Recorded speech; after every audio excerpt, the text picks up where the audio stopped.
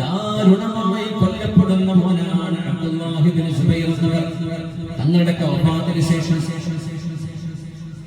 ഈത്തപ്പനകൾ കുരിശ് പോലെ വെച്ച് അതിൽ തളർത്തി കൈകാലുകൾ കെട്ടിയിട്ട് മഹാനായ അബ്ദുല്ലാഹി ഇബ്നു സുബൈർ എന്നവരുടെ തലമുറിച്ചെടുത്തുകൊണ്ടവരെ ഹജ്ജാജ് ഇബ്നു യൂസുഫ് രാഷ്ട്രീയ വൈരാഗ്യം തീർത്തിട്ടുണ്ട്. അബ്ദുല്ലാഹി ഇബ്നു സുബൈർ എന്നവരോട് അന്ന് കണ്ണു കാണാത്ത പ്രായത്തിൽ 100 വയസ്സ് പ്രായമുള്ള ഉമ്മ സിദ്ദീഖ് എന്നവരുടെ മോൾ ഉസ്മാ ബീവി റളിയല്ലാഹു അൻഹാ അബ്ദുല്ലാഹി ഇബ്നു സുബൈർ എന്നവരുടെ ജനാസ പോലും താഴെ ഇറക്കാൻ സമ്മതിക്കാതെ മക്കയുടെ കഅബാലയത്തിന്റെ കവാടത്തിൽ കൊണ്ടുവന്ന് നാട്ടിവെച്ചപ്പോ മോനെ നിന്റെ ദുന്യാവാണ് അവരെടുത്തു കളഞ്ഞത്, എന്നാൽ അവരുടെ ആശ്രമമാണ് നീ എടുത്തു കളഞ്ഞത് എന്ന് തന്റെ മോനോട് ധൈര്യമായി ചൂണ്ടിപ്പറഞ്ഞ ഉമ്മയാണ് സിദ്ദീഖ് എന്നവരുടെ ധീരവതിയായിരുന്ന മകൾ അസ്മാ ബിൻത് അബീ ബക്കർ റളിയല്ലാഹു അൻഹാ. ആ സംഭവത്തിലേക്ക് സൂചിപ്പിക്കുകയാണ് നബി തങ്ങൾ 10 വയസ്സുള്ള മോനോടാ പറഞ്ഞത്, മോനെ നിങ്ങൾ കാരണം ജനങ്ങൾക്ക് പരീക്ഷണം വരും, ജനങ്ങൾ കാരണം നിങ്ങൾക്കും പരീക്ഷണം വരും. പക്ഷേ ഒരു കാര്യം ഉറപ്പാണ്, നിങ്ങളുടെ ഈ ശരീരം നരകം തൊടില്ല. ഇത് ഹബീബിന്റെ ശരീരത്തിന്റെ ഒരംശം കലർന്നിരിക്കുന്ന ശരീരമാണ്. എന്തിനാണ് കൊച്ചു മനസ്സിൽ ഇങ്ങനൊരു സ്നേഹം തോന്നിയത്? എന്റെ ശരീരം ഹബീബിന്റെ ശരീരത്തിൽ എന്തെങ്കിലും ഒന്ന് കിട്ടണമെന്ന് പറഞ്ഞ് കുടിച്ച സഹായിക്കുകയാണ് അബ്ദുല്ലാഹി ഇബ്നു സുബൈർ റളിയല്ലാഹു അൻഹു.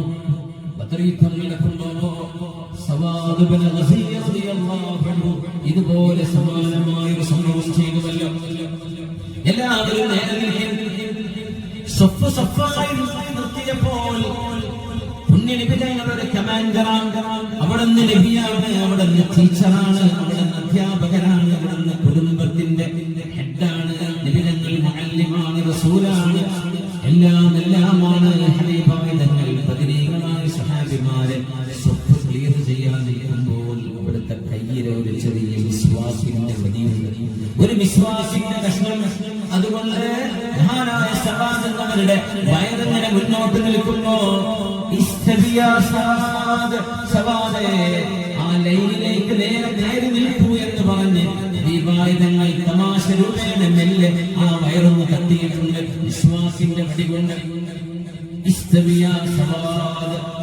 2 സവാദുമാരുണ്ട് സഹാബികൾ അറിയപ്പെട്ടവർ. ഒന്ന് സവാദ് ഇബ്നു ഗസിയ, മറ്റൊന്ന് സവാദ് ഇബ്നു ഖാലിബ്. സവാദ് ഇബ്നു ഖാലിബ് എന്നവർ ജോത്സ്യനായിരുന്നു, യമനിയാണ്. ഇവരാ തങ്ങളോടൊക്കെ നേരിട്ടെന്ന് പറഞ്ഞു,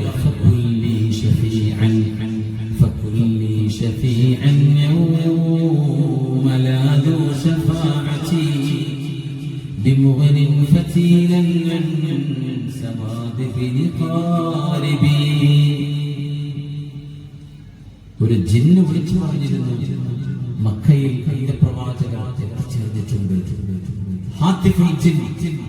ആ വിളി കേട്ടിട്ട് യമനിൽ നിന്ന് യാത്ര തിരിച്ചു വന്ന സവാദാണ് സവാദ് ഇബ്നു ഖാലിബ് റളിയല്ലാഹു അൻഹു. ഇതവരല്ല, ഇത് സവാദ് ഇബ്നു ഗസിയ ബദരിയ റളിയല്ലാഹു അൻഹു. ഇസ്തവിയ സവാദ് സവാദേ നേരെ നിൽക്കൂ. ബദർ യുദ്ധം നമ്മൾ അനുസ്മരിക്കുന്നത് റമദാൻ 17 വരുമ്പോഴാണ്. ബദറിൽ പുണ്യനബി തങ്ങൾ പഠിപ്പിച്ച 2 കാര്യങ്ങളുണ്ട്. ഒന്നാമത്തേത് അല്ലാഹുവിലേക്ക് കൈകെട്ടി ദുആ ചെയ്ത് ഹബീബായ നബി തങ്ങളുടെ കുപ്പായ കൈയ്യിൽ താഴേക്ക് വന്നു. അന്നത്തെ കുപ്പായ കൈച്ച് ലൂസുള്ളതാണ്, കൈ പൊക്കിയാൽ താഴേക്ക് ഇറങ്ങി വരും. സിദ്ദീഖ് റളിയല്ലാഹു അൻഹു പറഞ്ഞു, പുണ്യനബി തങ്ങളുടെ ആംപിച്ചിലെ കക്ഷത്തിലെ വെളുപ്പ് നിറം പോലും ഞങ്ങൾ കാണുമാ. അവിടുത്തെ കൈ ആകാശത്തേക്ക് ഉയർന്ന നബി തങ്ങൾ ദുആ ചെയ്യുമായിരുന്നു. ബദർ യുദ്ധം നടക്കുന്നതിന്റെ മുമ്പ് അല്ലാഹുമ്മ പടച്ചവനേ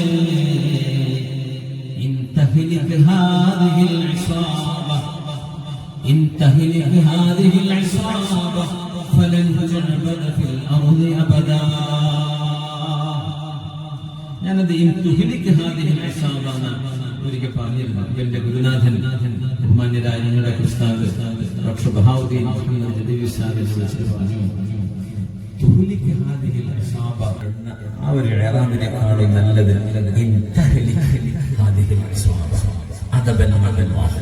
അള്ളാഹുവിനോട് കാണിക്കുന്ന അദബ് അങ്ങനെയാണ്. അള്ളാഹുവെ നീ നശിപ്പിക്കുകയാണെങ്കിൽ എന്ന് പറയുന്നതിനേക്കാളും ഈ സംഘം നശിച്ചു പോവുകയാണെങ്കിൽ പിന്നെ ആരുണ്ടാവില്ല റബ്ബേ എന്നാണ് പറയേണ്ടത്. എനിക്ക് തിരുത്തി തന്നിരുന്നു. اللهم إن تهلك هذه العصابة فلن تعبد في الأرض أبدا. ഈ ഒരു ചെറുസംഘമെന്നാണ് ഇവിടെ വഫാത്തായി തീർന്നു പോവുകയാണെങ്കിൽ പിന്നെ നിനക്ക് സുജൂദ് ചെയ്യാൻ ഒരു മനുഷ്യൻ പോലും ലോകത്തുണ്ടാകില്ല റബ്ബേ. അതുകൊണ്ട് 313 സംരക്ഷിക്കണേ, വിജയം തരണേ. പിന്നെ നിബിധങ്ങൾ ചെയ്യുന്നത് രണ്ടാമത്തേത് കടപാടുകളാണ്.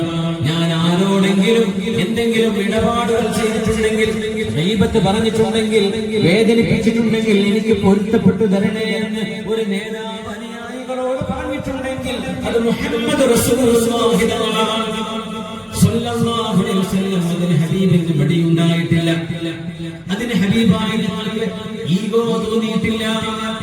ഞാൻ നിങ്ങളെ വേദനിപ്പിച്ചിട്ടുണ്ടെങ്കിൽ എനിക്ക് മാപ്പ്